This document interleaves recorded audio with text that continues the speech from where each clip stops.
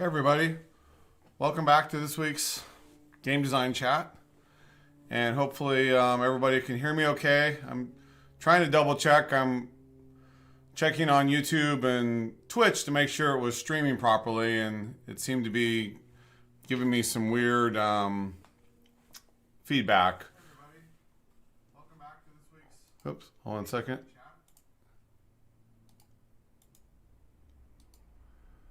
Okay. So it seems to be working across the board. I'm still not seeing Twitch properly streaming. Okay, it looks like it's working now. That's weird. Sorry about that. I was just making sure it was working. It kept giving me some weird system errors on Twitch.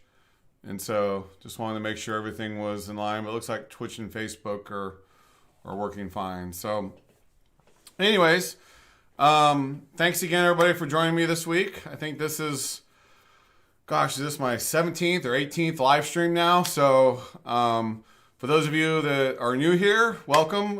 For those of you that are returning, welcome back. I really appreciate everybody's time, and whether you're watching this live or whether you're going to watch this later, I hope that this is something that's useful for you. And this is, I think we're going on almost 40 hours now of extra content on game design, game development, and just anything related to games. So it's been a little crazy. I apologize. Sometimes I don't always have a lot of time to prepare for these things. So I'm often rambling for 2 hours, on my own and doing my best to make sure this is great for you. This week, we're going to talk about a topic that I do talk about in my class. I normally don't try to cover the same topics, but what I found is that a lot of my students just aren't getting this topic. And this topic, to me, is absolutely critical to becoming a great game designer. To really, truly understand this topic is something I feel is really important, and it is for a variety of reasons. And so I want to today talk about what systemic game design is, and explain really thoroughly like what it is and how that affects how you work and how it affects your decision making and how it makes your job 1,000 times easier, in my opinion. And I want to make sure that you guys really, if you're aspiring game designers, whether you're brand new at game design or you're studying to be a game designer, or even if you're working as a game designer, we don't always truly understand what systemic game design is and what that really means and why that's a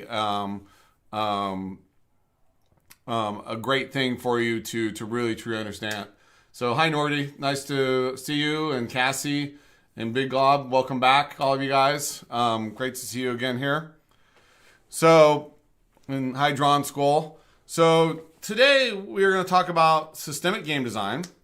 And let me first off start with kind of trying to define what that means. And it's kind of a weird topic. It's kind of a hard topic.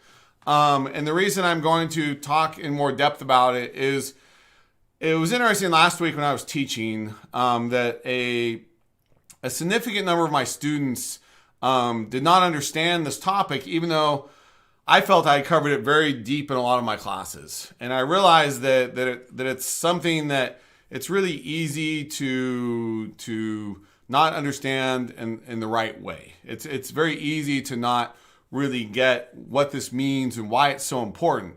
So a lot of people kind of gloss over it, and they think that systemic game design is just kind of like they can do what that games as systems make sense, but systemic game design itself and why it is and why it was important, they were completely and totally missing. So let's first start off with defining what a game system is, or a game mechanic. So this is one of the very first things as a game designer.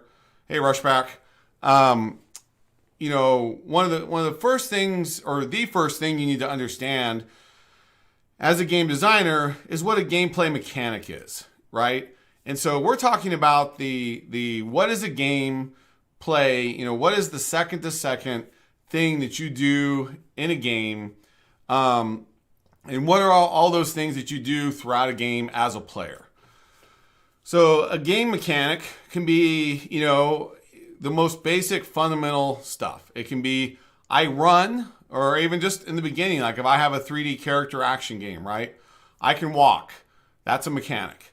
I can run. That's, a mechanic that's part of walking, yes, but running is kind of another mechanic, right? I can jump. I can double jump. I can long jump. There's lots of mechanics that are there as these separate independent entities, right? These things that you can do that are really fundamental to the game, and then, I can pull the trigger, on my gun, and I can shoot, and I can do all these things. I might be able to drive a vehicle.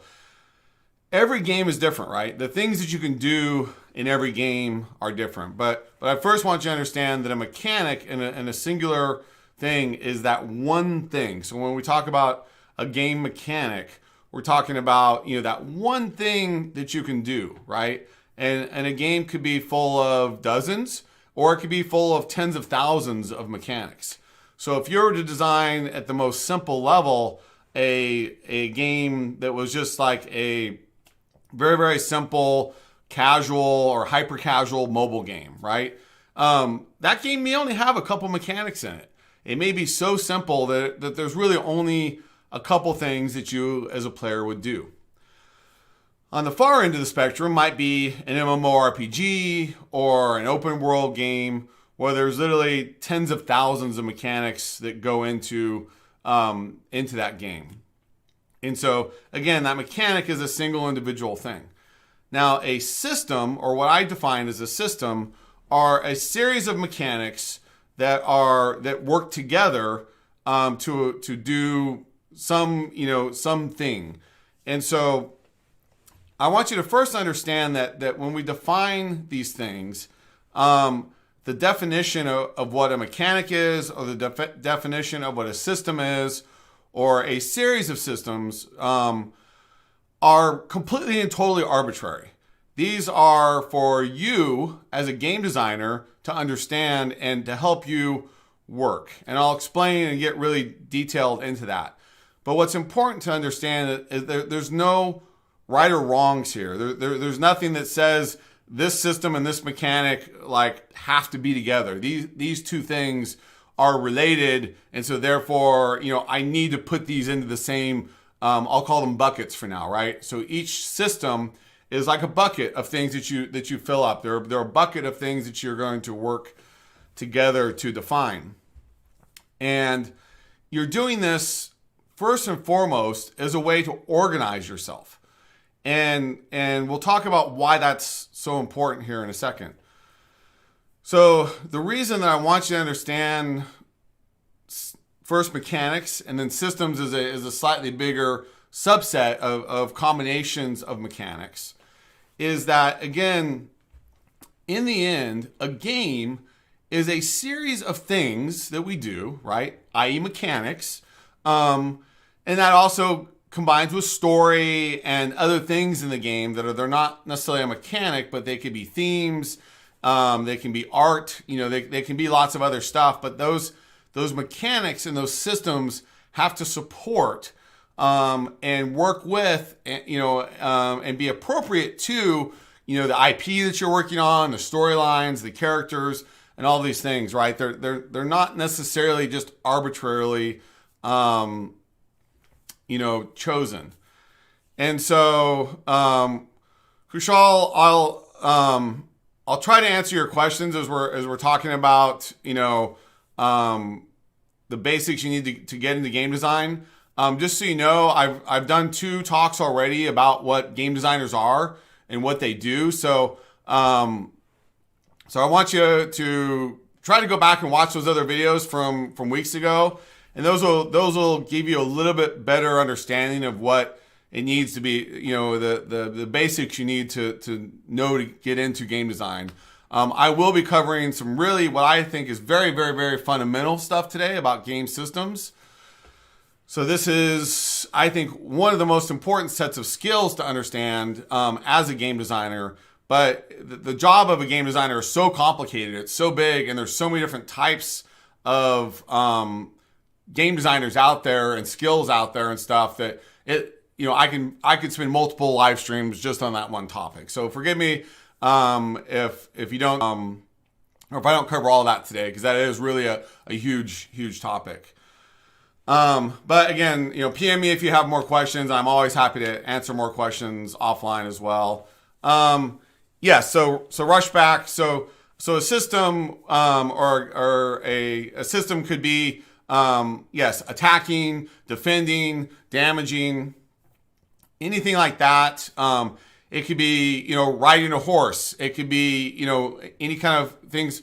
I typically, the buckets that I'll often start with, and again, systems can have subsystems, can have subsystems. This is the way that I like to work and the way that I like to do it. And we'll actually jump into this Word document, or Google document here in a second. I'll give you, and I'll even do an example of just to kind of show you how I do it, right? And this is my technique, of how I like to use bullet points and use headings and subheadings, of stuff.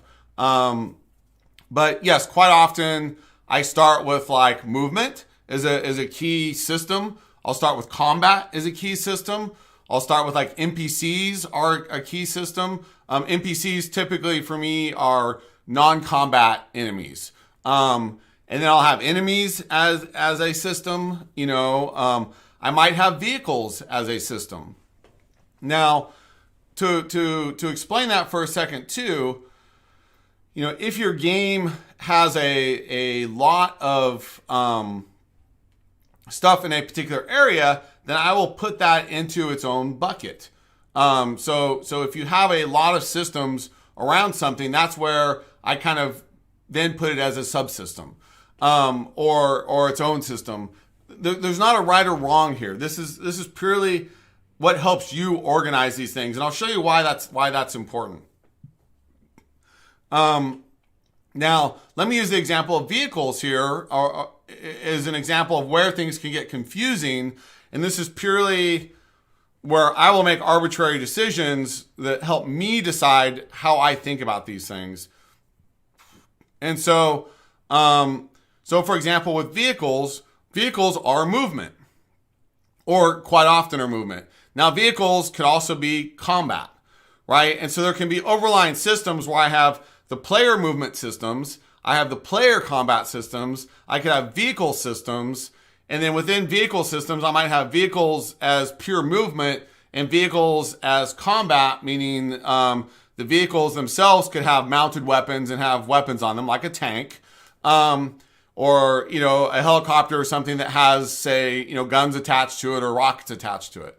But in the same hand, I could also have player combat in vehicles. So that would be like me as a player, as a player character. If I have a humanoid character, like, can I drive and then shoot out the window, while I'm driving? Or can I fly or ride in a helicopter and shoot out the window with my own guns, versus the weapon on the helicopter, right? So whether you put vehicles under movement or whether you put vehicles under things, some things will overlap. That's why there's not a right or wrong here. But it helps you compartmentalize your thinking, and it helps you compartmentalize your ideas. And I want you to understand why that compartmentalization is so helpful.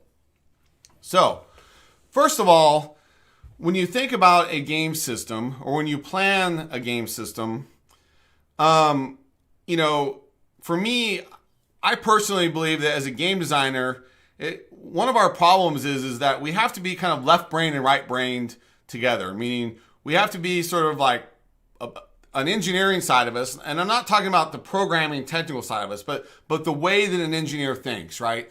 An engineer thinks very logical, they think in systems, and they think, and how to organize things, usually or quite often better than, say, an artist type who just kind of like throws random things together, right?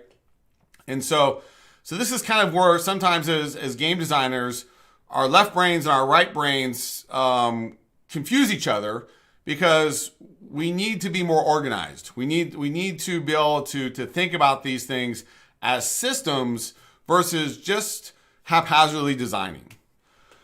So the problem I find with a lot of people, especially when they're starting in game design, is that first of all, they just start designing everything. And so they start coming up with ideas and they start working on ideas and they'll just be like, oh, I need to have a new game, right? And so instead of breaking that down and breaking it into systems even to start with, they may just be like, well, let's get this idea and this idea and I got this idea and I've got all these random ideas, right? And I'll just start putting them down on paper.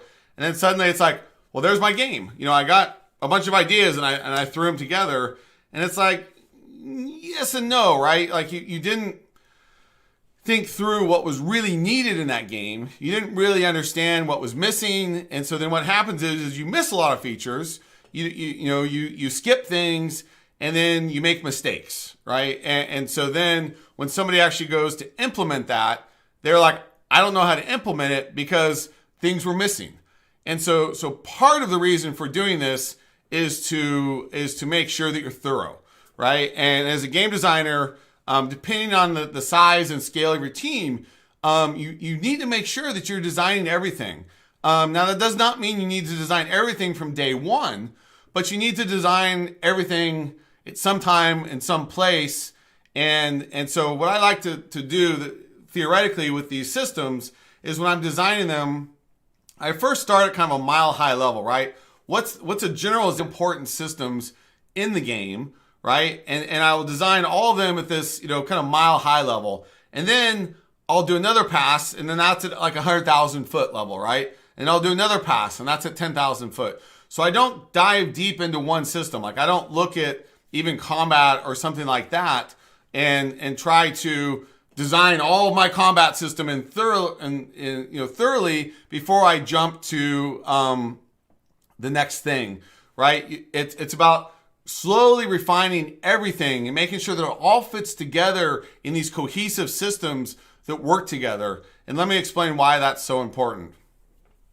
All right, so Nordy, I've also learned, just so you guys bear with me, I realized last week, I guess, or last week or two, that YouTube does not, when these videos are saved, they don't actually save the text chats. And so I've learned now I need to read the question. So I know a lot of you can probably see the question here, but the people that are going to watch this after the fact can't actually see the question because they don't see the text stream. So forgive me if it sounds repetitive, but I want to make sure I read the questions, especially long, good questions, and then make sure I'm answering them properly there. So, Nordy, when things overlap, do you tend to put these common things into their own shared subsystems?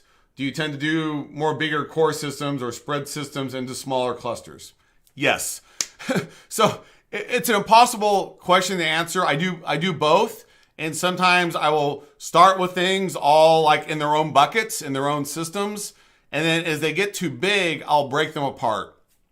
And then sometimes as things make sense to combine them, I'll kind of reorganize it. Again, this organization is for myself first. But in reality, this organization helps my team because my team ultimately needs to read this, right? And so quite often on a gameplay team, whether you're talking game designers or you're talking engineers especially, or even artists, right? They want to know what relates to what. And so quite often, for example, if I have some gameplay programmers on my team, I might assign, or the producer might assign, say, one or two programmers to work on the combat system, right? And if my combat system is spread out through, 200 or 300 or 400 pages of documents, and it's just all over the place and it's haphazard, they can't figure out what to do. And they're going to have to read this big long document, and they're going to have to try to extract out where is combat and what relates to combat and things like that, right? So the more organized that you are, it not only helps yourself, but it also can help your team a lot. And so I'll make notes on things where if I know they overlap, like the vehicle example I had is a good example of where two systems can be very interrelated, But if I have a simple problem, or say not problem, if I have a simple game that has very little of something, right, then I might just put it into a system by itself. So, for example, in some of the, like one of the early games I worked on with Call of Duty, we had some vehicles in there. It was a first-person shooter. We did have technically vehicles in there, but they were not player-driven vehicles. They were vehicles that, the player would get onto, and then he would ride along on that vehicle, and then he would shoot, while the vehicle was moving, right? So in that particular case, that vehicle system was really a movement system. It was a form of a train ride that I went on, and so I would classify that under movement, not under vehicles, right? Because I'm not really doing that. If it was a really, really, really simple, movement system, like with vehicles where maybe it's a one-off, or it was something like, where, for a little bit, I can just drive a car from A to B, or it was a taxi I could get in that just, again, was more of an automated transport system or something like that. I might just lump that all under the player movement system and just keep it really simple. If it was like Grand Theft Auto or an open world game and something like that, then I would be more likely, because that was a key feature of the game, to put that in and categorize that into its own category, because I know that there could be a lot of different, things related to it, right? And so it was easier, just because of the size of it, to put it into its own bucket, right? So you're making these arbitrary decisions, but you're doing it again for organizational reasons, and don't expect that you won't reorganize your document 100 times as things change, and you move things around, and you'll find the best places for them. But in the end, this is really up to you guys to figure out how and why these systems help you. And let me try to explain now why. So, first of all, one of the problems, if you're designing especially a big game, now, if you're going to do a smaller, really simple mobile game that's just, hyper casual or something like that, this type of logic and thinking isn't critical. It's not going to make or break you, right? So for today's conversation, let's assume that we are really talking about that this is a skill, and this is needed really for big AAA, or bigger, AA, AAA type larger projects with larger teams.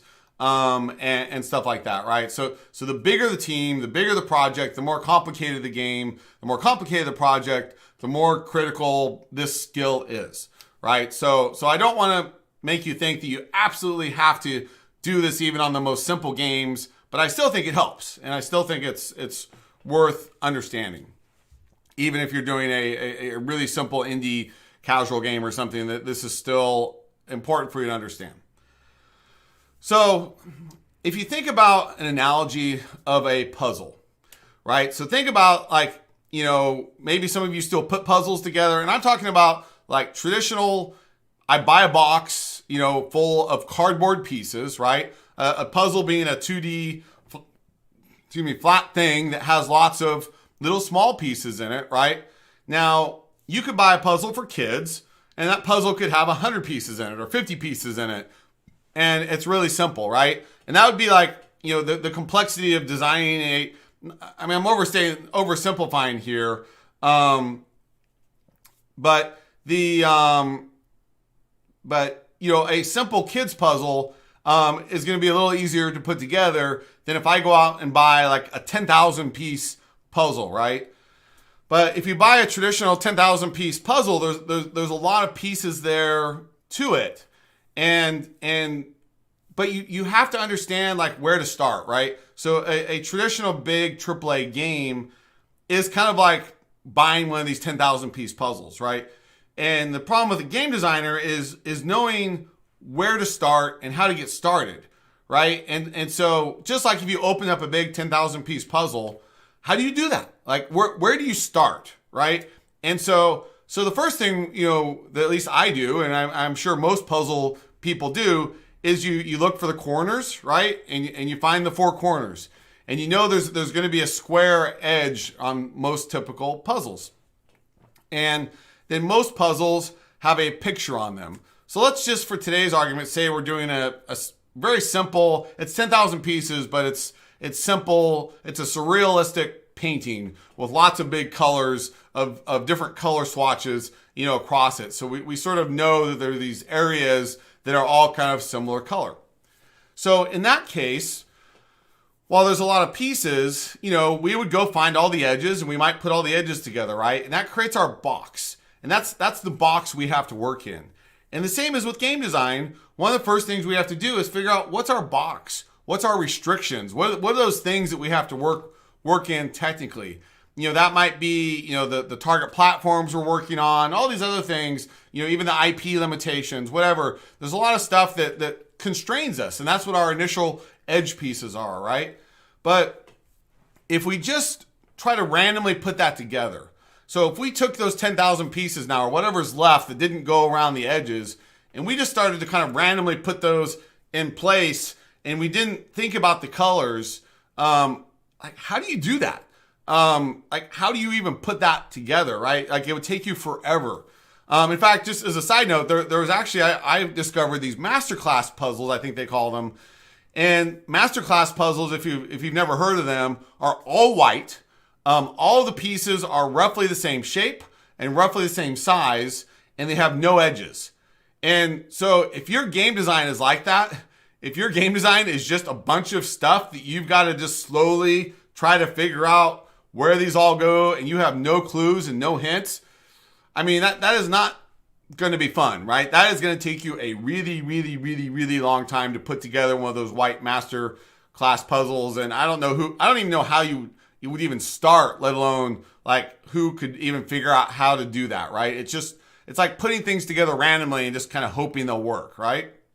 So back to our square edge puzzle pieces though, we would then say okay, let's get all of this color together. Let's get this color together. Let's get this color together, right? We might start piling our pieces into colors.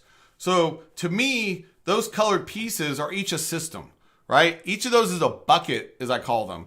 And so movement might be this pile of puzzle pieces, and there might be 10 in there. There might be 100. There might be a bunch of things, but each one of those is a mechanic, right? So I know that I've got this set of pieces, this set of pieces, this set of pieces, right?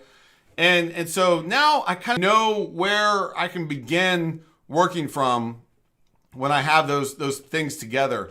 And so first and foremost, why we work in these buckets, why we think about and why we should think about things as a system and as a way to organize it, is it allows us to isolate and to focus on a particular game system or set of systems, and then work on those things together before we tackle the next set. And we may not get it 100%, right? We may put together a bunch of those pieces that make sense, and then go okay, now I'm gonna move on to the next pile. I'm gonna work on that for a little while, and I get stuck. So now I'm gonna move on to the next pile, and then eventually I need to start putting piles and those things together, right? So I might have movement and combat. Those are very tightly related systems, and I might get some of that stuff together and then realize oh man, it doesn't quite fit, right? So now I need to kind of redesign a few things and then finally get it so they mesh together and the puzzle comes together, right? But if I try to say work on any one system in totality in isolation, I might be able to get what I think is together. I might be able to get it to where I think that one system is perfect, right? And then realize it doesn't blend and doesn't mesh and doesn't work with another set of systems. And so that's the danger there, is understanding how do these things work together, right? How do these things fit together and stuff. And so that's the first reason of why we're thinking about things in systems. Why are we thinking about things in these groups, and these things that go together? First of all, is for organization. Second of all, for allowing us to in our minds even to be able to focus on an area, on a particular topic, on one thing. Because if I try to design the totality of a video game in my head randomly, like my head's going to explode. Even myself, who's been doing this for almost 30 years, like I can't just sit down and just start randomly designing systems all over the place and then expect it to come together in something that's going to work together, right? It doesn't work that way. I look at one thing at a time, and I know through experience that I need to work on kind of high levels of stuff. And so, for example, let's take the example of flying and make you understand why that's important to potentially understand in the very beginning of your game. And Rushback, yes, systemic game design, Minecraft is a good example of that. And there's another layer to this called emergent game design, which I'll reference a little bit. But while emergent game design and emergent systems are very, very, very similar, and it is thinking, they have a slightly different approach to them. And so, but yes, I mean, Minecraft and open world games especially and things like that are important, thinking about things as systems. But there is another layer to this, which we call emergent game design. And for those of you who don't know, really quick, what emergent games are, emergent game design are, this conceptually is this idea that systems for a lot of games can work together. And those systems don't have to necessarily directly be designed and or programmed to work specifically together. So, in an emergent game, you might have two sets of systems. Hi, Yukon. Nice of you to join us. So, in an emergent system, what you have are potentially two sets of systems that are designed, but you design them in such a way that they can fit together and they can work together, but they aren't necessarily specifically designed to work together, if that makes sense. And so, so emergent game design is another layer of this. That's another layer of complication. It's another layer of depth, and some of this is how it's programmed, and some of this is how it's designed, and we'll kind of get into that, because the next reason for thinking about things as systems, like I kind of alluded to, is that most programmers actually design, most game systems as a system, right? That they can literally be like it's box, it's code, and all the stuff that's related to it is often literally in like its own module. It can be in its own API. It can be in its own area, its own file, its own group. And so by thinking systemically and thinking about things in systems, does it help your team find the stuff that's related to each other? But programmers often also appreciate that because they literally will program these things into gameplay systems that are related. And that can be even more important in emergent gameplay and trying to understand what relates to what and how. All right, Nordy. Yeah, you're welcome. I'm glad you love the streams, and sorry you got to go to bed, but hopefully you enjoy the watching this again tomorrow. So have a good night. So when you are thinking about systemic game design, and I started to talk about flying. So flying in your game may not be a system that you need to do it all. It may be something that might be required. It might be something that's not required. It may be something that's optional or something you're thinking about. But it can be something that dramatically affects your game. And let me explain how and why. And so day one, when you're building a systemic game and thinking about it, the answer to flying might just be yes or no. Like that might be as deep as you really need to know day one. But by thinking about things in systems and at least putting it down on paper, you can kind of go like and think to yourself, and maybe you spend 5 minutes on it or 10 seconds on it, but it may just be like, flying? No, absolutely not. Like that doesn't fit my game at all. I mean, I might be doing a prehistoric game, right? Like it wouldn't make any sense for me to fly. right? I might be doing a modern or futuristic game. So then maybe I need flying, maybe I don't. Maybe my game takes place all inside, and I know the game doesn't even go outside, right? So flying may not be needed. And there's lots of different types of flying as well. And but by putting these things down there and by thinking about them in these systems, what you're really doing is you're often answering a lot of questions for yourself early in the process, right? And so some of that is so for example with flying is a example, let's say flying is a vehicle, right? And flying could be done like maybe in a helicopter. And a helicopter is one type of flight, right? Where I can go anywhere, do anything and stuff on that. A flying might be in an airplane. It might, fly that way. And those things fall into the category of what I call a limiter. And this, we won't get off on today's topic about what limiters are, but a limiter is a mechanic that as a game designer, we can control. So something like a helicopter or an airplane, we can control where they are, how many of them are there, whether the player has the skill or ability or device like a key, to get into that thing or not. We can control, fuel and things. So we can kind of control how and when the player uses those. We might also, control like there's anti-air missiles or things that are very dangerous to those things in the sky, right? And so if you're building a big open world game, flying in a helicopter or in an airplane or something is something that we can balance.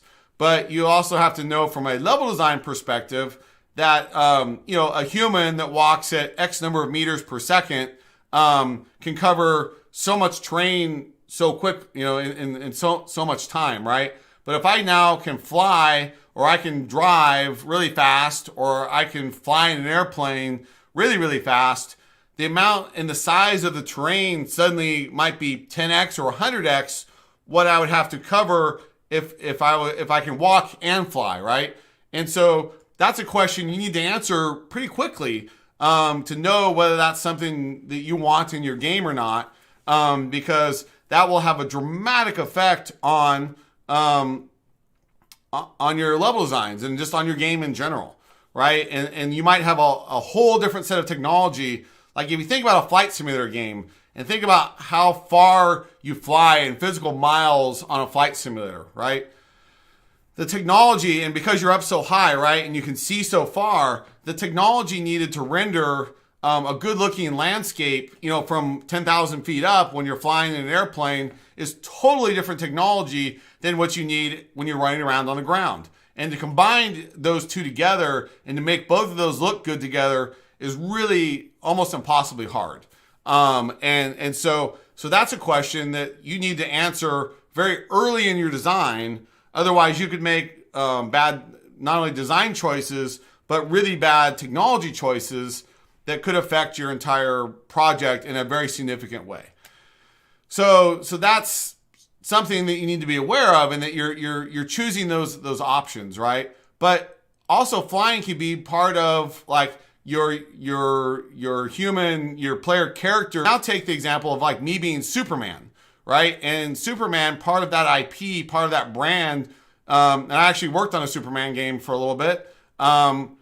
It's really hard because if I can just fly anywhere, anytime, and there's no limiter on it, then like I have to design like the whole world in a totally different way because I need to make sure the player can fly all the time.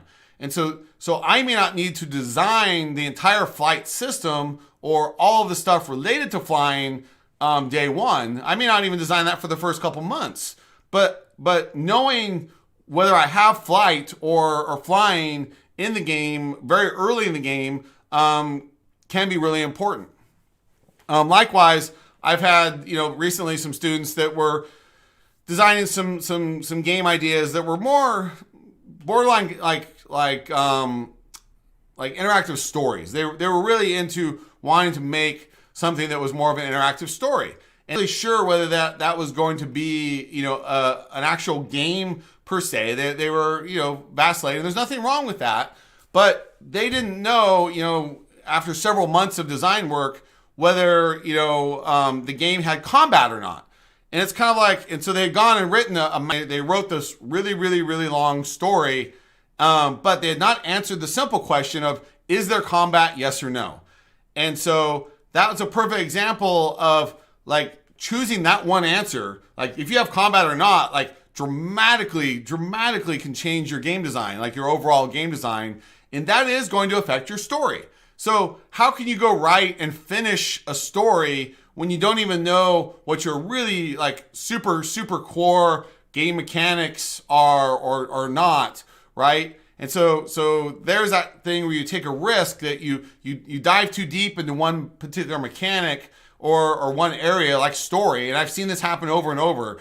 I mean, even in professional teams, and not even just students, but even, big teams that have literally gone and spent 4 to 6 months writing a story, and thinking of it like they're writing a novel or they're writing a movie, and they'll write this big story without any game design. And then they think like, oh, I can take that story and that universe and then just make a good game out of it. And then you're like, no, you can't, because you didn't design the systems and the stories to work together. And so therefore you invalidated both sets of things. And now you made, you gave yourself kind of twice as much work. And that, maybe not all the story has to be rewritten, but a lot of it did, because when suddenly they realized that didn't work well, or if that wasn't going to work together, that they couldn't have a fun game. And so therefore they needed to redo their IP, redo their story, and redo their stuff to really understand that they needed game systems to support the story or to support the character and what the game needs, right? And so every genre of game is going to have a different set of systems that are going to be expected or required, for your game. So if you're doing a role-playing game, if you're doing a shooter, if you're doing, any genre of game, there's going to be a certain number of mechanics and systems that people are expecting. Now, that does not mean you have to have 100% of those. But if you, for example, we're trying to build a first-person shooter and you only have one gun in the whole game, there's probably going to be a disconnect there. Like, how can you make that one gun fun for 20 hours, right? Does it have different modules or modifications or other things that change the gameplay that make it more fun over a long period of time? And so I've actually seen people try to do that, where they say, well, the main character only has like his favorite gun and he just uses that one gun throughout the entire game. And like, you can't make a fun first-person shooter, in my opinion, with a single gun, right? And that's a problem. So Rushback. So is it important to be good or at least understand math or algebra in game design? Yes. I mean, I would say that math is really important. Science in general and all STEM topics. I think as a game designer, we can do our job 10x better or whatever if we're kind of a jack of all trades. So we need to be the type of people that are good at math. We need to be good at just kind of science in general and understanding a lot of different things. We need to be good at writing. We need to be good at history. We need to be good at a lot of things, right? And that's what makes game design so hard, is that we have to kind of be people that can understand a lot of things. Now, to understand the basics of game design, no, it does not require a lot of math. But a basic understanding of how these things work and math and science in general, depending on the type of game you're going to build, is going to be really critical. So examples of like where that would be used is like, especially take the most obvious example of a strategy game. So a strategy game is a number of different units or characters or vehicles or whatever you want to call them, and they all have a bunch of different stats, right? They have how fast can they move, how fast do they build, how much do they cost when they build, how far do they shoot, what's the accuracy, how much damage they do, what type of damage do they do, so on and so forth, right? And then you've got to be able to look at, sometimes 20 to 50 to 100 stats on a particular unit. And this gets even more complicated in RPGs and other kinds of games where there's a lot of something and those things have a lot of stats, right? And so if you don't understand the math of how to make all those stats together, how things can buff and debuff each other, affect each other, and work together, you're not going to be able to conceptually really understand how to build systems around those things that really work together. And so yes, you don't need to be like uber math calculus like expert, but knowing and having a great foundation in math in general as a game designer, and I would say calculus is handy, but I would say up to calculus at least at a minimum, and having a very solid understanding of that is important, but especially in statistics and mathematical analysis and understanding that level of kind of math and science is really important. So let me try to show you guys some better examples now of kind of how a game system, and how and why these things are important. So I'm going to start here, just, bear with me here for a minute on just kind of typing this out. I decided I debated on kind of pre-doing this versus just doing it live and trying to show you how I think, right? And again, this is the way I will start, but the way I finish, may be totally different. And we'll show you some examples of that here in a minute. So again, let's just assume that we're doing, FPS,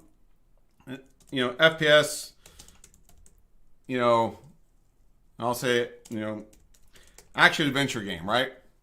So core systems might be movement, and actually starting with even just the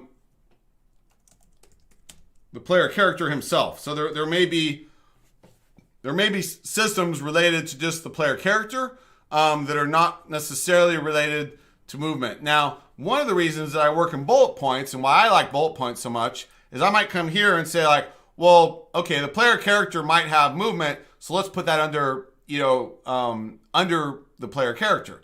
Now, it's totally up to you how you organize this, right? So for now, I'm going to leave this because it's such a major system. When I'm talking about the player character here, this is for now a catch-all for me to talk about other related systems that are related to the player character, but aren't related to these other really big buckets. And the reason that I'm pulling these out, so that you understand my logic, is that systems like movement and combat and other stuff quite often are shared amongst your NPCs and your enemies in the game, right? Now, not always. They may not all use everything. Not everything has to be reusable, right? But a lot of stuff is often reused. And another reason for why you're building these things into systems, into this thing that can be encapsulated from the programming side and from a design side into this subset here, is that quite often that thing might be used by multiple player characters. It might be used by NPCs or enemies or other things in the game, right? And so movement is one that, like, some or all of movement systems might be made available to other things in the game besides the player character. So that's why I logically put them into their own bucket, because it's a shared system versus a system that I know is going to be 100% unique to just the player character, right? And so that is why that is organized in my mind in that way, if that makes sense. So movement. Let's say, combat is one. As I mentioned, I'll leave vehicles out as one, because again, vehicles will share potentially movement and combat, but again, some vehicles might have their own combat systems. Some might have shared combat systems. So some of this gets a little bit gray. But again, this is just for me to make sure I'm not forgetting things and to make sure I'm thinking about stuff. And so I might have NPCs. Again, these are non-combat, right? Then I might have what I would call enemies. I might also have things that are just called, creatures and animals. So these would be, those might be things that attack you. They could just be things that are food or whatever, right? Now I might have objects and items. So for example, this could be, resources, like food, for example. I'll put that just to show you as like a sub one. So like, food would be a resource or wood, right? And then objects and items will get into things like, weapons, armor, so on and so forth. Now, these things might be naturally part of the player character, but not always, right? So this again is a design choice I'm making right now, and the thing that I'm thinking of right now, because, for example, when I've done MMORPGs, my weapon systems and my armor systems were actually shared by my NPCs and by my enemies. And so therefore I pulled them off into their own system. But in the same hand, it might make more sense to put them here. And so this is just, again, arbitrary, but I want to show you how I might move stuff around and think about how that, works here. Magic could be part of combat.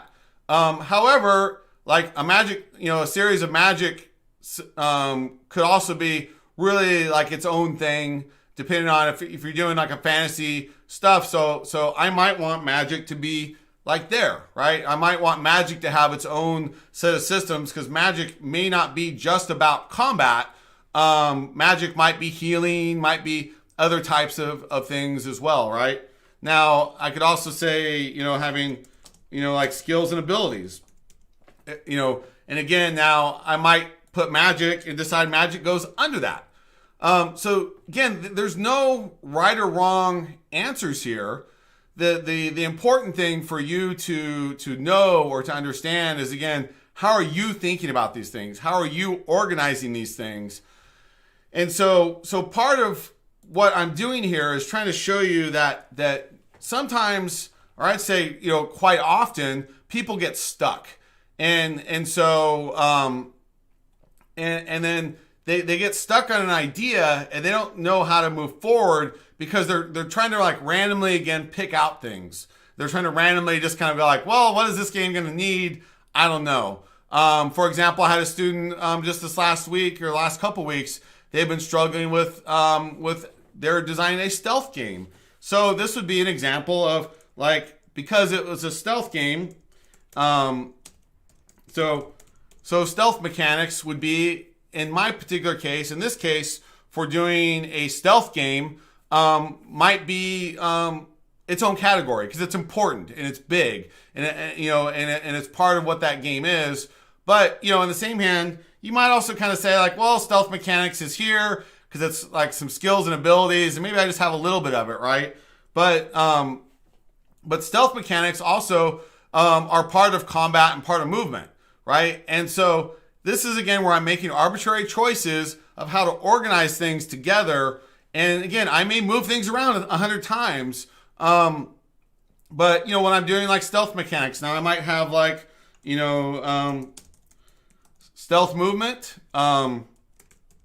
You might have stealth, combat or attacks. I might have, noise, visibility systems, and so as I go into these things, it could be like, like hiding. It might be, I would say, what would be another example of a visibility system? So, like lights and lighting, like, turning lights on, off, turn the power on off, so, there's different types of things there, there. You might also have, part of a visibility system might be disguises, right? And so now I'm putting disguises there because that's a way for me to hide, right? And so that's sort of another system there, right? And, skills and abilities, could also be things like,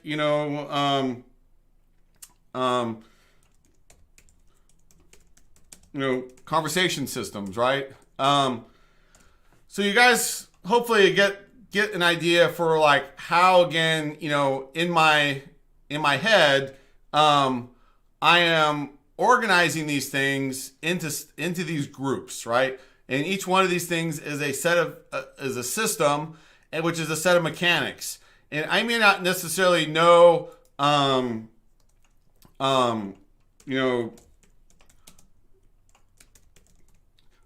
may not know exactly what everything is, but I'm just putting these things down in here, and I might now put things like question marks, like flying. I may not know, swimming. I might not know, diving underwater. Oops.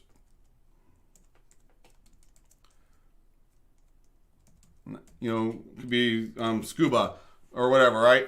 So I may not know these things, but I'll put the question marks there, and sometimes I'll even color them, different. Where some stuff like flying, I'll also come up here and maybe say like, well, I'm gonna make that red right now, right? Where that to me, maybe I'll use color a lot to help me identify things that either are cut or things that, I'm not sure about, right? So if I know for sure I'm cutting it, then I would just, boom, take it out. Now I know, I know I don't want flying, right? But, something like swimming, again, I can put the question marks, or I can use color to say like, red, signifying to me that, that's probably cut, but maybe not. And then things like diving, I might make this orange, and that'd be like, now it's 50-50, right? So I use color and things, again, as an organizational way for me to flag things that I might need to know sooner or later. But again, some of these things can be designed much later in the game, and some of these you may not get back to for 6 months. But what this is allowing you to do is organize your thoughts. And one way or one technique now you could do is let's just say you want to, generally you have a couple games. Generally you have a few things that inspire you, right? You have games that are the same genre or whatever else, right? So I might start up another document, and then I would go play, let's just say this is another document right now, but let's just say this is,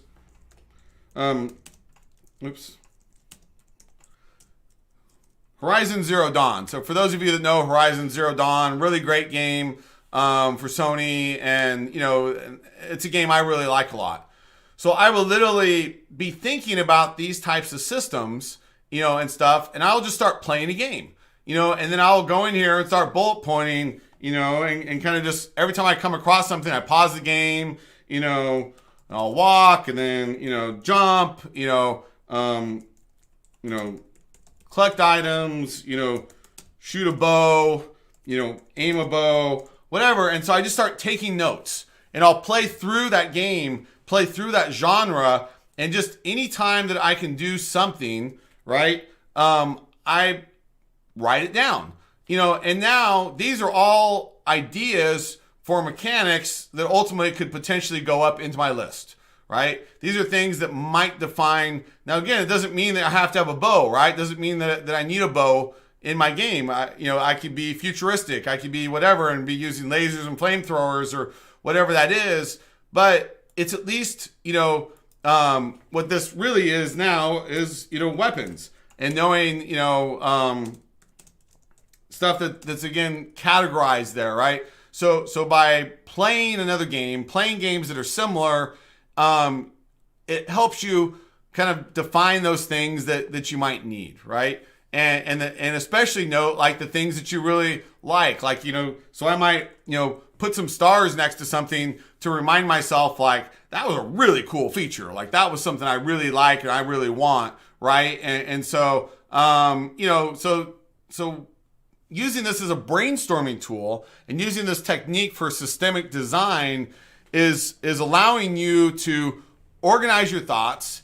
And what ends up happening is you end up thinking about things in a more logical manner that allows the game to almost kind of start designing itself, because you'll know logically what needs to be there, and what are the kind of the core buckets of things that you need to have.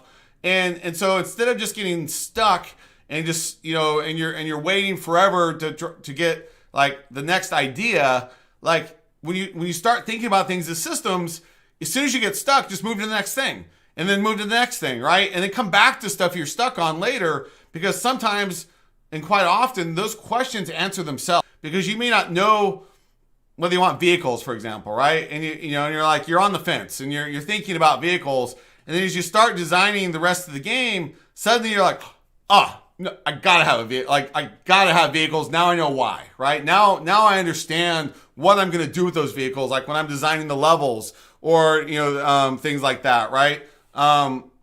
Like some of these might be world features. So these could be like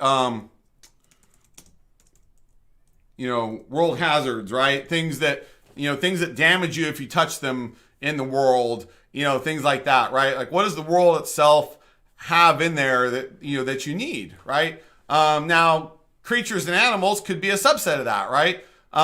So you might then go like, I think these actually go better for me logically here. So let's just move those, down, right? And so you can see that, like, you can keep reorganizing things and understand, like, even, resources now may go, like, okay, that's really more of a world thing. So I'm going to put resources down here, and objects and items might be, things like, now there's a bigger bucket like containers. So this could be like, a chest and a bag, right? And then under that, you might also do things like inventory, right? And so now and things will just kind of keep flowing as you're thinking about it, right? So Big Glob. So is this, so your question is this list how you come up with compelling game hooks, or do you usually come up with a hook first and design around that? So generally, I'll kind of work on both together, and in general, like, I know that I need to have what I call the pillars of the game. What are the core hooks of the game? And we'll show you an example here just in a second. I'm about to switch into some actual documents. But yes, it's important for me that it's kind of a 70-30 rule in general in game design in general, in that it could be 80-20, but you don't want to usually reinvent the wheel. You don't usually want to start from complete and total scratch and design something, that nobody else has ever done in totality. Now, a couple really good game designers might get away with that. Occasionally, if you're doing a hyper casual game or something that's new and unique, you can get away with something that's 100% unique. But generally, avoid that like crazy. The other thing you have to be aware of or careful of is crossing genres. So games that are multiple genres, so if I was to come up here, for example, and say, this is an FPS action adventure. Now I'll put in strategy, game, right? And many people have tried this, and I would say most of them have kind of failed, because what happens is you think that your core pillars are about, you're trying to do an FPS, which is an action game, and then you're crossing to action adventure as well. And those two go pretty well together. But then you're like, strategy, what does that mean? And define that, right? And so there's been like real-time strategy games or RTSs where you can, have your units on the ground and then maybe take control of one particular unit. Now you're going to like take control of some commander or big boss mech or something, and now I'm gonna like zoom in and do like first person, and now I can go on a battlefield and I can hack away, and then at some point I can zoom back out to commander mode and like try to command that.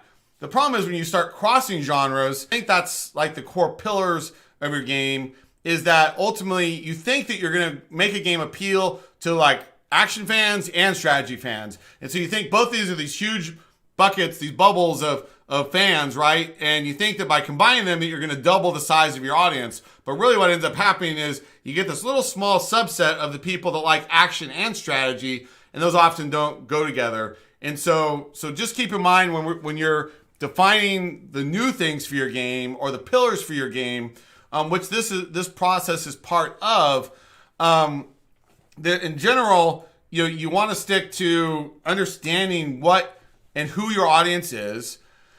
You want to understand your competition, and then you want to come up with, again, like 70 or 80% of your game and the game mechanics. So the stuff we're talking about here are the mechanics, right? I am not talking about story. I'm not talking about the IP, the world building, and things like that. Like, so generally, unless you're doing, say, a historical game and you're making a World War II game or something like that, right? If you're doing a new and original IP, like that is something that will differentiate your game, right? But that's not enough.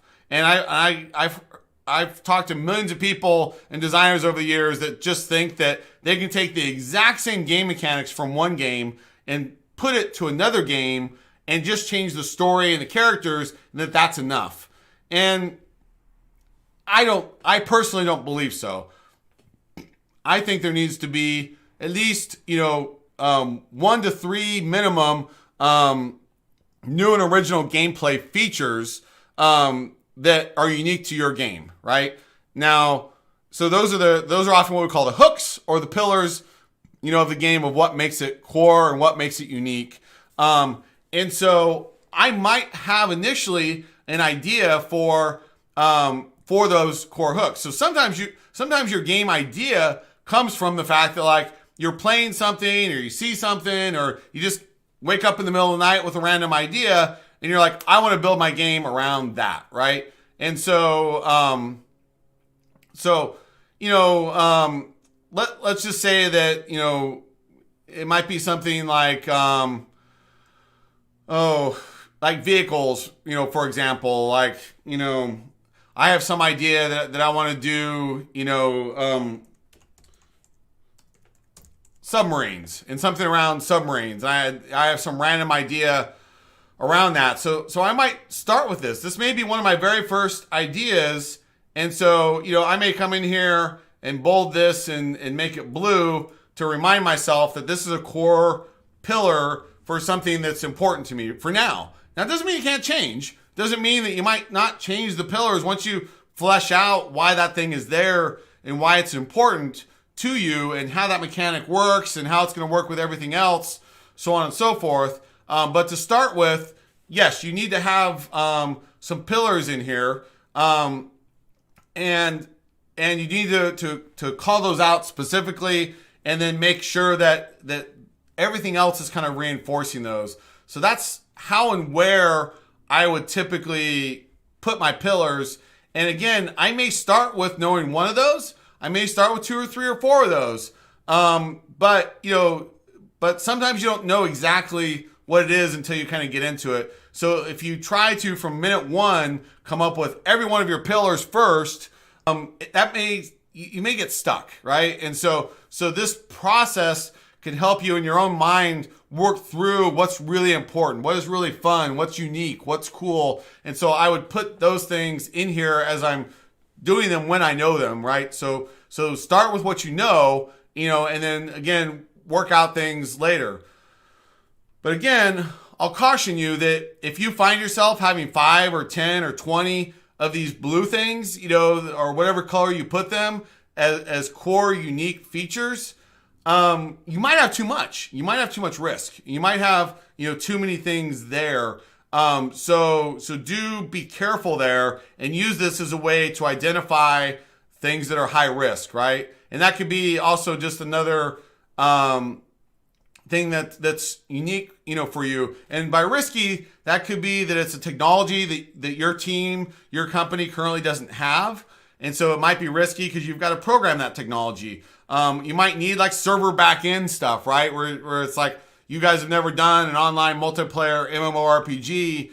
And so any technologies around that, might be a massive risk. And so you may come into, certain things and, and decide like, okay, well, we've never done multiplayer before, so this might be something that I want to call out, and I don't know what the right color here would be, but, let's make it purple. So I could use that color to identify things that I need to, as a game designer, maybe have conversations with my team or other people around those,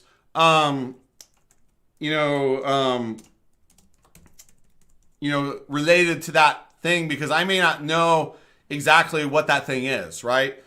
So multiplayer is another good example of something that you might from day one not know, right? So you may go into this going like, hey, I'm going to make a multiplayer only game, and that's great.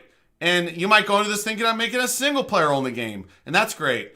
But if you go into it going like, well, I know I'm making a single player-ish game, we might add multiplayer later, and then what is that? You have to be very careful, because some games, the multiplayer can drastically change. Like every one of these systems could be affected by multiplayer. So multiplayer and the depth and the level of multiplayer, especially if you go like MMORPG, that's a huge one there, right? And versus peer-to-peer or whatever kind of multiplayer. Another big one is co-op, right? So the technologies that you use here are important, but also just how multiplayer works and the fact of why it is so different from single player. If you don't answer this question day one or really, really soon in your game, you could cause yourself a massive, massive amount of rework in your game systems. And I've had this problem in the past. Now, I do believe that these days, so many people are using multiplayer and doing multiplayer and things like that generally it's accepted that most games have multiplayer these days. And occasionally you make a game player only, but you can have that conversation and understand that problem probably pretty quickly. But back 10 years ago, like multiplayer was still kind of new. It wasn't very common. I mean, especially like when I first started working on a game called Ratchet Deadlock. Ratchet Deadlock was an FPS for the PS2, but when we started it, the PS2 did not have a network adapter even on it. So that was literally a single-only device, and we were exclusive to that platform, so we knew the game could be a single-player game, right? Or even just things like split screen, things like that, right? All of these things can dramatically affect your game design, your technology, and all these things. And so like in Ratchet Deadlock, we got, I don't remember how far, 25% or so into the game's development. And then Sony came back and said, no, we need to have multiplayer in it. We're now going to ship a separate adapter that for the PS2 that was a network adapter that would plug in the back of a PS2 and allow it to hook to your network and ultimately, have online multiplayer with it. But when you have a single player game and you designed everything for single player, as an example of this was the weapon systems in Ratchet. If you've played the original Ratchet and Clank games, they have very deep weapon systems with like 50 to 75 weapons, and you can mod the weapons, you can do a lot of things with those weapons. And so you would pause the game because it was single player only. You would pause the game and then go into these very nice, very elaborate weapons selection menus. You could go in and mod your guns and do a whole bunch of stuff, and and it was really cool. But you did it all while the game was paused, and then you could spend 10 minutes in there if you wanted to, and make a bunch of changes and then go back into the game and keep playing. And then, when we had to make everything multiplayer, what that meant was we couldn't pause the game. So we had to literally redesign the entire game combat system and all of our UI UX and everything to work in real time, because the player could no longer pause the game to change his weapons. That caused a massive amount of rework, a massive rethinking of everything, and it was a real pain in the butt. And so that's an example of certain things like this sometimes get thrown at you. That's the reality of development. But you need to do your best to try to answer those questions or ask those questions to your team, to your executive staff, your publisher, or whoever it is that's making these decisions, to at least say again, day one, yes or no, right? And so, do what you got to do to turn to make these things black, and then go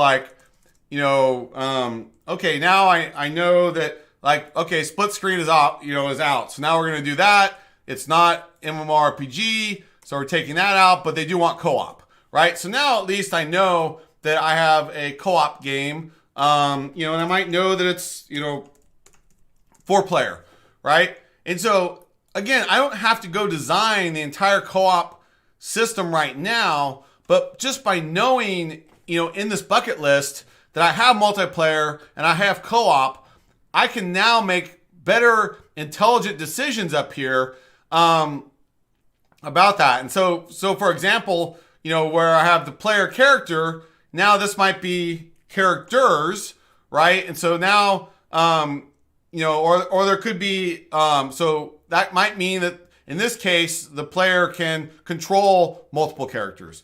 Or maybe he only has one, and now we might have what let's call them allies, right? Because I know I'm doing co-op, so,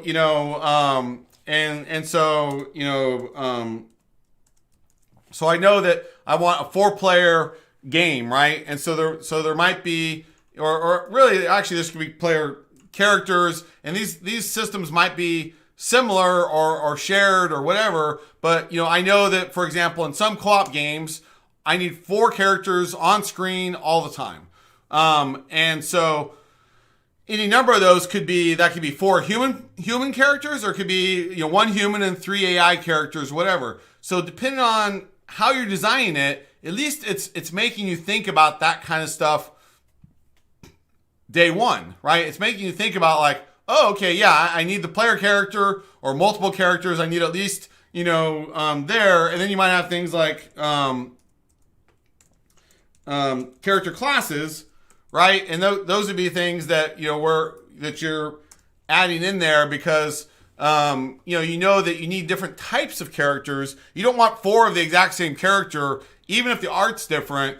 You don't want necessarily 4 characters with all identical abilities in a game. I mean, you can do that, but do you want that, right? Do you want to have, your typical MMORPG, your tank and your fighter, your mage or a healer, or what are the character classes and what are the roles that they play there? And so just by me already knowing that I need to have up to 4 characters in multiplayer now makes me realize that I'm going to need character classes and have to be thinking about character classes and those things. And so you can see how I'm writing the design and I'm answering questions as I'm going. And by bucketing these things into these systems, by organizing these things this way, that I'm not getting necessarily stuck, and I may not know the answer here yet, and I may not come back to this for a little while.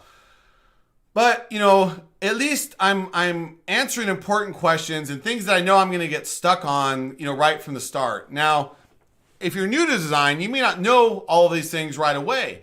But again, that's where coming down to Horizon Zero Dawn and you play a game that's similar, you start to kind of ask yourselves, are those things I need, right? And then I can bring those back up into my list. And rush back to answer your question. You saw me kind of put it here. So I would typically put UI UX interface here, and then And typically controls and things like that also would be like their own buckets of things. And again, these are all hyper interrelated, right? Because, and sometimes even controls and UI UX, sometimes, all even group those together, right? So again, it's up to you. How do you organize those things? Because all these things are typically very interrelated, right? And so again, this is purely organizational, but this also will make you think about certain things early on. And so sometimes by starting the interface conversation and the controls conversation in the very, very beginning, what you're able to do is you're able to kind of go back again and question everything you're doing, right? And so, for example, I may come up here and think about like hiding, right? And so I might map out all of my controls down here, and I might think through my first pass on controls, and I know that's probably going to change 100 times, but by having a key feature, by having something that was really important, like the ability to hide, right? Then you might go like, well, crap, I don't have a button to hide. Like, so how am I going to do that, right? How is the player going to hide if that's something I need to do all the time, right? And what does hiding mean, and stuff like that, right? So by questioning that, by looking at the controls, sometimes you might come up with ideas where you're like, yeah, it's a really great idea, but if I change the control system and I add a button specifically for that, then I have to take something else out, and then that's not going to be fun, right? And so sometimes you can use these things to sort of like balance, like, and ask yourself whether you need that thing or not, right? And is that thing, important? And, and again, these could be things, like a cover system. This is related to hiding, but it just made me think about it, and so, again, that could be an important part of a combat system. So if you think about like even in a first-person shooter, if you think about like Unreal Tournament or some of these types of games, they were very much what we call them like a run and gun, right? Where basically like an Unreal Tournament, if you guys have played this, if you stop moving, you're pretty much dead. Like in those games, you just keep going, you keep moving, and it's like, and you're just dodging around, you're shooting, and you're having to master like the run and gun and shooting on the run.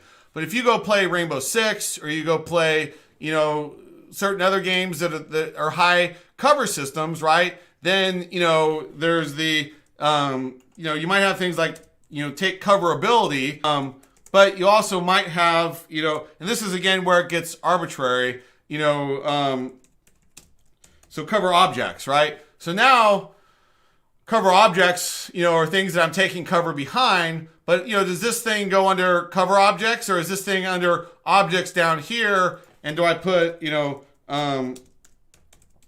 cover objects down here, right? So again, there's not a right or wrong answer there. But it's important for you to understand, again, organizationally, so that things don't get forgotten. And maybe sometimes you put it in two places for now.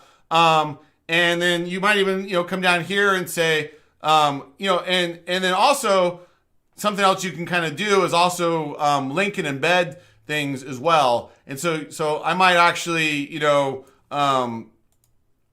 insert something where I'm going to, put a link here, for example, and I might link, up to something else higher up in my document, and and then or it could be up to another document, right? Or something like that. So a lot of things can be linked and embedded to each other, so that even you might have it listed in several places, but then link to it, back up higher or in that other document, and that way you can make sure that they're interrelated. And so then down here you might have like,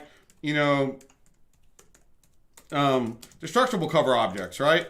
And so again, this could be things where you may not know the answer yet, but you can ask yourself like, okay, is a cover object always going to be, does that cover object take damage and ultimately get destroyed? And how is that going to work? How is that going to affect the game?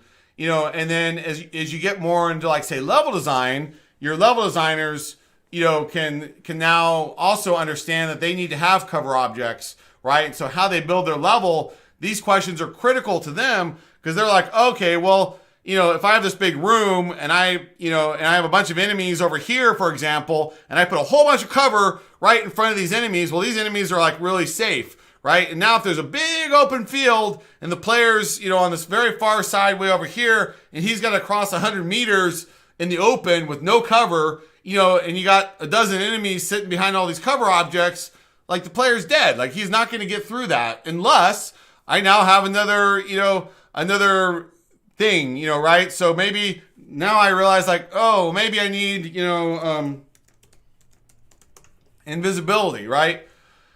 But I also realize like I don't want to allow the player to use invisibility all the time. And so I might say, power use, right? So here's a limiter, right? And so, it reminds me, and let's just even call this a device for now, right? So I know that this is, something that's there, right? And so that would be another thing here that I might put in as well is, but that could also be under player character. But again, if it's something that's more generally used, so like I might have,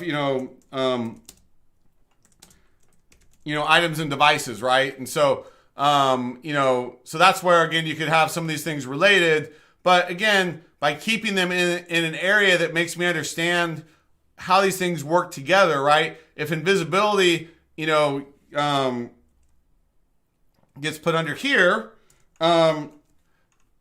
let's see, I don't know, we call it just call it invisibility device, whatever it is right now. Just it's something that allows me to turn invisible, or we'll call it the invisibility, cloak, whatever. Since that it's under items and devices, it's a thing that the player has and and the player would use, and so absolutely organizationally this is correct. However, when I'm also thinking through my stealth mechanics, that's such a big, important set of systems if I'm making a stealth game, right? So if I'm doing that and I don't have that invisibility device here, if that's something that's really critical to my stealth system, if that's in another location, I'm going to be like, I might be thinking about all this system by itself and then totally forget about the invisibility system. So, so at least at a minimum, list it here and put a link to where it's at in another document or whatever. But make sure again that while you're thinking about these things and while you're working through these things, right, that you're systemically thinking about everything, right, and thinking about them as a totality of a system. And not just a bunch of independent things that you just randomly put together, right? And so by thinking through these things and just using logic, common sense, like you can see that like I could design for days this way and never get stuck, right? Because I'll just kind of go from one system to the next system and the next system, and just by going through it and thinking like, oh, okay, I need to move, I need to have combat, I need to have these things, and all that stuff. Everything in a game is a conscious choice by me, the designer, or a designer, right, that goes into a game. Nothing's put in there randomly, right? No game is really a bunch of random stuff, or it shouldn't be, right? Somebody somewhere, somehow, made a conscious choice of where that thing goes in the game, right? And so, by putting these things together and thinking of these things as a system, it allows me to then analyze and understand a single system together, right? But again, you can see that like in some cases, I might have an idea like lights and lighting, so like turning lights on and off, this could also be like,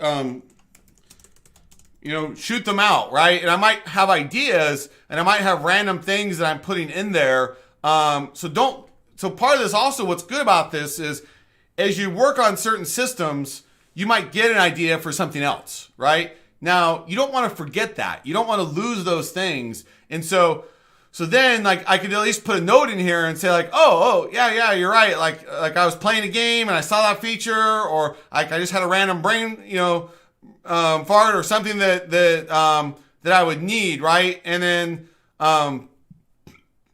if it's in here, then I would sort of know like that, that stuff kind of makes sense. Like, submarines might have movement above water, move below water, right? That makes sense. That's what a submarine does. Combat above water, below water, and then I have, torpedoes, right? Whatever that is. But you can just see like things just logically make sense. Like I know that those things are at least something I have to think about. At least something that I need to be making a yes or no choice on. So I might then say like combat above water. Now, anybody that's watched, any kind of World War II type submarine movie, right? Most submarines have some, series of very wimpy machine guns that are either brought up and deployed, or they sit there underwater. And then, when they come to the surface, a couple guys can go out there and grab that machine gun and shoot, or they just come out, with their own guns and they're shooting that way, right? So that might be something that you're going to allow. But you might also be like, this is going to be science fiction. We're on an alien world, blah, blah, blah, blah, blah. We're not in water. We're in acid, and so we would never have that feature. And so at least you ask yourself that question, and then you kind of go, nope, not going to be there, right? And so again, it makes you think. It makes you ask those questions. So Big Glob, glad this is timing, glad this is helping you. Good luck with your week 4 assignments. And yes, rush back. Sorry if I'm blowing your mind a little bit. I'm moving pretty fast, today on a lot of things. But I really can't stress enough, like how this helps you and how this ultimately helps your team. And it helps you be a better designer. It helps you think logically. And you can start to see just a glimpse of the depth that you have to go into on these things. And so let me kind of just show you a couple examples here, in real world, of some of the stuff, that I've done. So again, even think of this as like a table of contents, right? Let me move this over just a hair. There we go. So you can see, like, even as I'm designing this is an elaborate pitch deck for one of my games. But, I'm defining these things into these chapters, into these areas, into these categories, and stuff. And so, like in this particular game, there was a spaceship. And so the spaceship was one of my key pillars. And so, so that, was an important part of what we were doing, and we had different factions, and stuff. And so all those things were stuff where, I was defining, again, these were all systems, like the jobs that you can do. In this case, you're a bounty hunter. So the job is basically your quests, and your quest systems, right? So you may be reading something like this and then go like, oh yeah, you're right. Okay. So I hadn't even thought about that. So now I got to come in here and, and put in, quests. Like, okay, so even as you're reading a document or even as you're doing something, you might be like, oh yeah, I forgot about that whole area. Like I need to be thinking about the quests and, what does that mean to me, right? So, all of these things are related to me because as a bounty hunter, again, using my logic, and at least my mind as far as, so this game, I was inspired by Boba Fett. I worked on a Boba Fett game for LucasArts. I've always been a huge Boba Fett fan. In fact, you can kind of see right here, sorry, it's not showing very well on my camera. That's a big giant, like 3 foot tall Boba Fett statue. So I love Boba Fett. And it has always been, something that's fascinated me. Is not just Boba Fett, but in Star Wars, the world of the bounty hunters and that whole sub universe and this idea of gray area and this idea of good and bad and being somewhere in the middle that the bounty hunters kind of live in, that wanted dead or alive, right? So this whole game premise to me started with that concept, and I liked the idea that the players could go in and try to kill their enemies, and they could get, they could kill the guy and get some money, or they can try to capture the guy and get a lot more money. But capturing, of course, was way harder. So I knew that I had to have lethal and non-lethal, systems in there. I needed to have a job system that made sense for me getting these bounties. I also knew I wanted 4-player co-op, and things like that, right? So I started with some rough ideas in my head. I started with some stuff that was there. And I started to figure out, so here's like dead and alive gameplay, right? So that was a key tenet to me of something that was important. Also, I had the idea of extraction, meaning once I got my person or my bounty, and in this case it could be an alien. It wouldn't necessarily be a human. It could be a creature, or it could be whatever it was. The hard part wasn't just to get them, but I had to get them off planet. And so that was a big part of what I thought was going to be fun. Is like in some cases you might think like, hey, this isn't too hard. Like I'm just going to get in here, la la la la, and capture this guy. And you think like that's pretty simple. But then all hell breaks loose, right? And I still got to get him back to my spaceship, which could be a kilometer away. And now suddenly, as soon as I capture the guy, the alarms all go off, and like tons of enemies are swarming in. And like now, not only am I moving myself, but now I need some way of like taking this guy. Like, do I have him over my shoulder, and I can only fight with one hand because I'm carrying a guy while I'm fighting, or like how am I going to do that, right? And so it makes me think about these things, and then understanding the worlds. The characters, the criminals and their different occupations and their factions and how they interrelate and their AI and stuff. If you think about, games like GTA or even like Mercenaries, when I worked on that, we had this idea that there was factions, and those factions would be, at some level, it's generally not with most faction games like love you or hate you, but there's generally a spectrum. So in our case, like in Mercenaries, you would start at 0 is neutral, and then it could go to positive 10 or negative 10. So positive 10, they love you, negative 10, they hate you.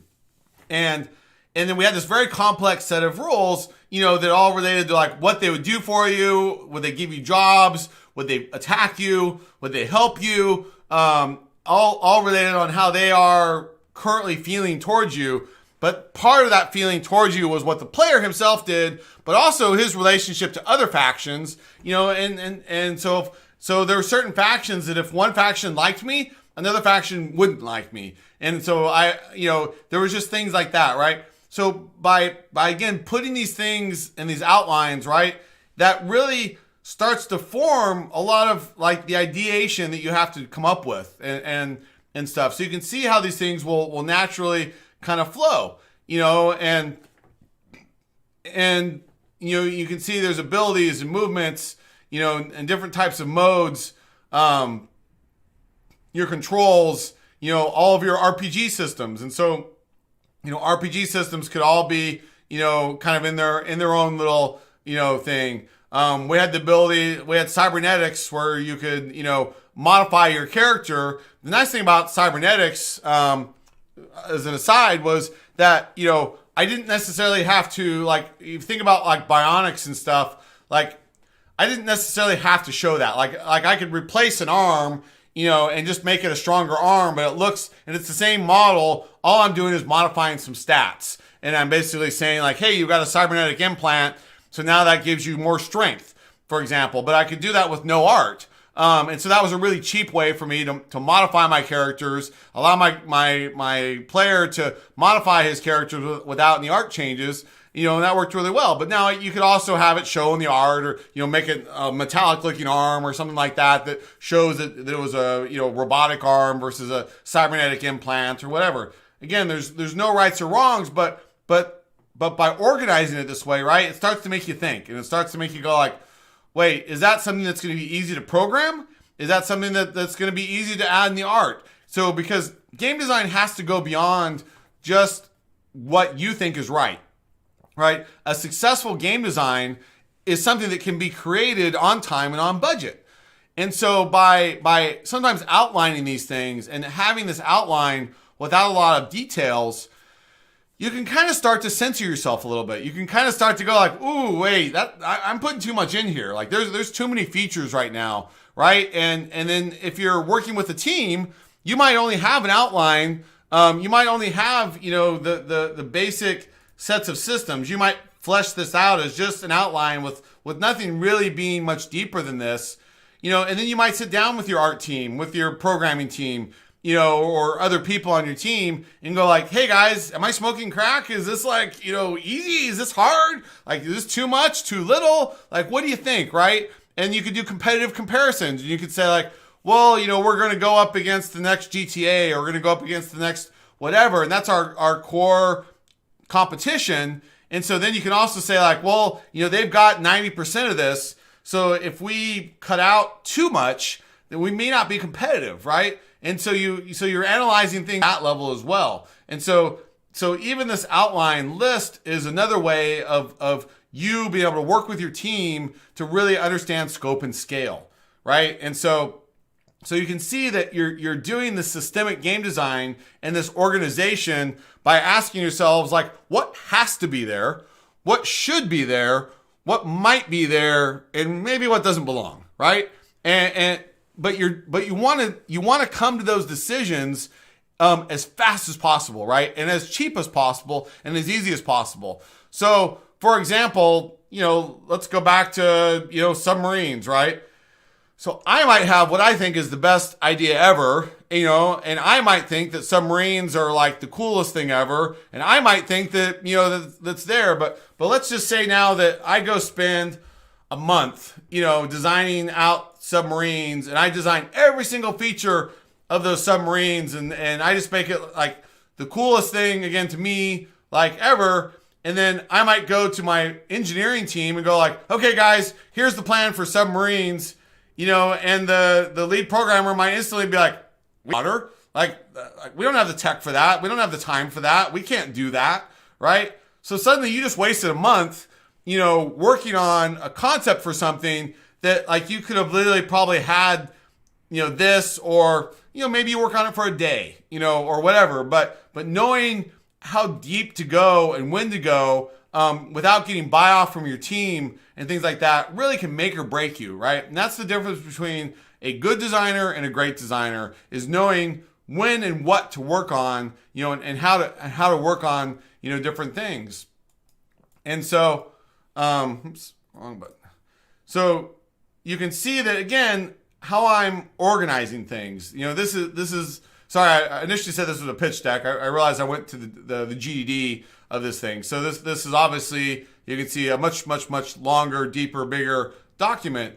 But the point is, you can still see how I'm organizing things, right? And so again, your initial bullet point list might just be literally, think of it like a table of contents, right? These are the areas you're interested in. These are some maybe some ideas of why these are really cool. And again, certain things might need to be there, right? And like, if I'm making a first-person shooter, I kind of have to have guns, right? That's not like a negotiable thing. You can't do a first-person shooter if it's a shooter without guns to shoot, right? So that's a non-negotiable. Like that is a feature that has to be there, is some kind of weapon systems, right?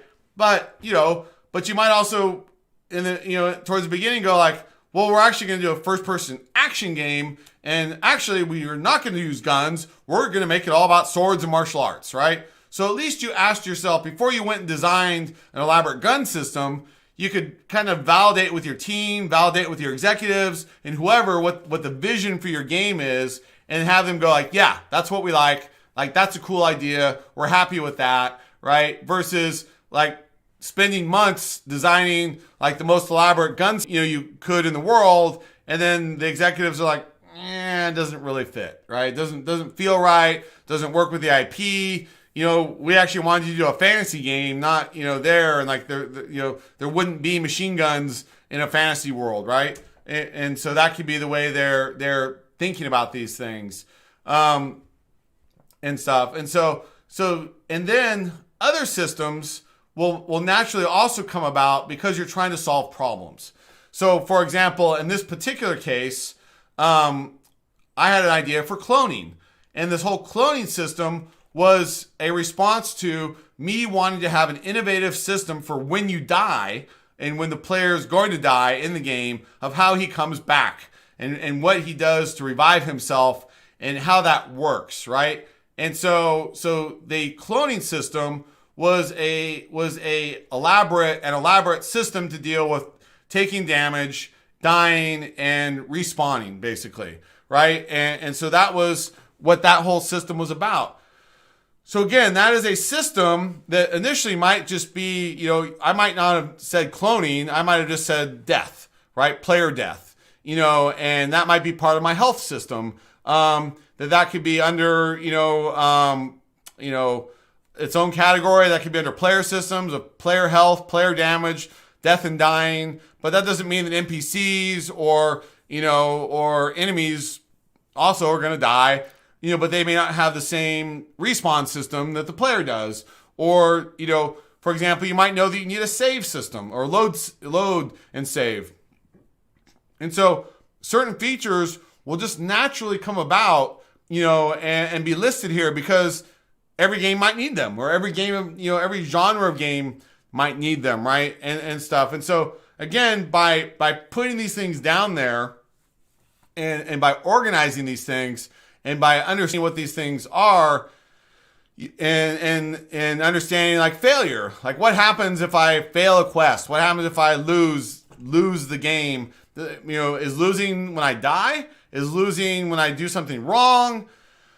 What's the failure states, right? And so knowing that a game usually needs to have a failure state, in some way, shape, or form, and what happens with that can be a critical part of your game experience. Like especially in multiplayer. Like if I die in multiplayer, do I respawn immediately? Do I respawn at a spawn point? Do I respawn, at a team base? Do I respawn at all? Do I respawn in 30 seconds? Do I respawn somewhere far away and I have to, run in or whatever that is, right? Like, how does that whole system work? That system needs to exist. That system, when you start to again, prioritize and put these things in there, you'll know that system at some point must be there. So at least by penciling it into your outline, it'll remind you later on of like, oh yeah, I need to answer that question, right? And so systemic game design is about making sure that you yourselves understand the questions, right? That you yourself are asking those questions. And again, this is purely about systems. This is not about story and and characters per se. Right now, where this gets now complicated is that all of this stuff then needs to be validated towards your IP.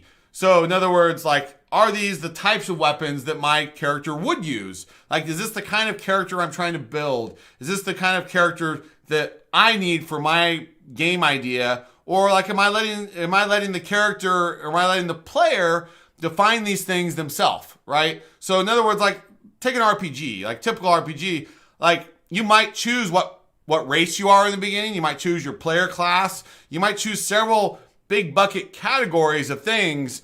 And then based on those, I might get access to certain types of weapons, certain types of skills, abilities, certain factions, all this kind of stuff, right? And so that gets really complicated really fast. But if you don't answer that question kind of early in the game, like, are you playing a single character that has certain abilities, certain skills, certain relationships, certain other things that is related kind of to your story, to your world, if you don't answer that in the beginning, or very early on, then you may get in trouble because you may design, a bunch of stuff and then realize like, oh no, wait, I now have, the player can choose between say 4 factions, and now I need to have a subset of everything.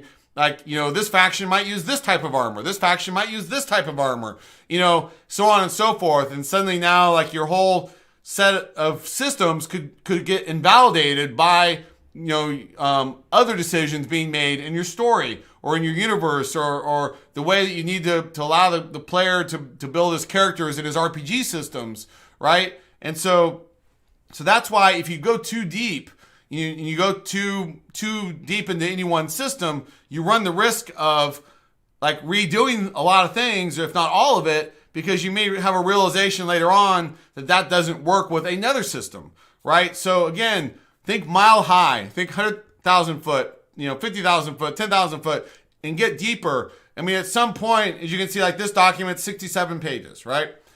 I didn't write this all in a day. Like this took me many, many, many months to write. And actually I started off with writing an initial pitch deck, and you can see this is 15 pages, right? But I did a similar thing where, I defined what the game genre was. I defined kind of these overviews of the game. I had a basic understanding of the game. I'm gonna move this in just a little bit. There you go. Of what the game kind of was. And so some of this is story, but again, you can see a bucket here, right? Here's combat, right? Here's exploration. Here's replayability. And you may have no replayability. You may not care. You may not have multiple endings. So again, those are not things that are required, but they're things that you got to think about, right? They're things that you got to understand. Do you have emergence in the game? So here's movement, right? Here's my spaceship, my, communication between players. So again, these are like 3 or 4 bullet points, right? They're relatively high level. These are the important things to understand. Sorry, I'm trying to just get it all on the page there for you. These are the important things that are critical to me to get across to my team and to get buy off on. But again, like, health, like I know that I need a health system, right? I know that I want equipment, and so these are all things that are stuff that, make logical sense, to me, that makes sense to the IP and the core gameplay, right? And so let me zoom out just a tad. So, again, like disabling things, being defensive, energy systems, teammates, right? These are all buckets. These are all systems, right? Lethal, non-lethal, right? Just answering that question, like, do I need that thing? Do I need that system? Do I need those sets of mechanics? Do I need that bucket? Like, that's half the battle. But you can see how these things just start to kind of logically flow. And so whenever you feel stuck because you're just like randomly grabbing like features from all over, stop being stuck and start organizing and start thinking through stuff. Like energy is a resource, right? So if I know I need resources and I need a limiter, right? And a limiter being, again, something that controls what the player can do, when they can do it, and how they can do it, right? That can be ammunition. That can be health packs. That can be energy, resources, food, whatever it is, fuel for something, whatever. These are all limiters, right? That allow you as a game designer to control some aspect of the game, when it's available, how it's available. Think like a sniper rifle. Like imagine a game, a Call of Duty or something where you were given unlimited sniper ammo.